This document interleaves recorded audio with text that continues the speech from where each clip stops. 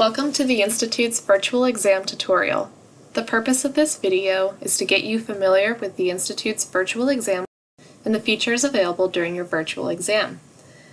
We will be showing you the environment that you'll be taking your exam in. We will also go through the different features and questions so that you are prepared for your virtual exam. Before we begin, there are 3 things you will need to take your virtual exam: an internet-connected computer, smartphone, or tablet, internet access via Internet Explorer 11 or higher, Chrome, or Firefox, and a quiet testing space free of distraction. To navigate to your virtual exam, log into your Institute's account, click on My Courses, and then locate your exam.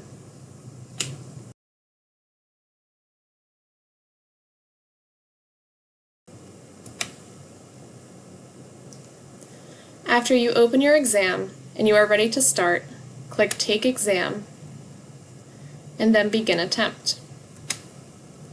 At this point, you will be asked to complete the Exam Administration Affidavit and Agreement, which states that you agree to our Code of Academic and Professional Integrity and Rules of Conduct.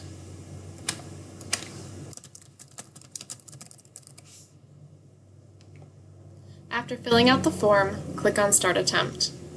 Once you click this button, the timer will begin and it cannot be paused. This countdown timer will be visible throughout the exam so that you know how much time you have left. Now let's check out the features you have during your exam. We have the basic features, such as clicking to the next question or clicking to the previous question. There is also a Flag Question button, which is helpful if you are unsure of an answer and want to flag the question so that you can go back to it later. The flagged questions will show up in this column here. Make sure you answer every question on your exam. If you don't answer, you will get the question wrong, but if you take your best guess, you have a chance of getting it right. Each question is worth 1 point, so don't spend too much time on one question. The virtual exams include multiple choice questions, where you will need to choose the best answer. Be sure to read the questions and choices carefully. When you click on Review Attempt, you will see a summary of all questions, showing the status of each, and also the flagged questions. To go back to a question, simply click on the number.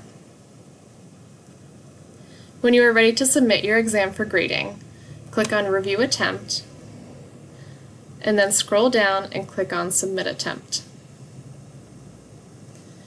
You will be notified of a pass or non-pass status immediately upon completing the exam. Best wishes with your upcoming exam, and please see our website for additional exam resources.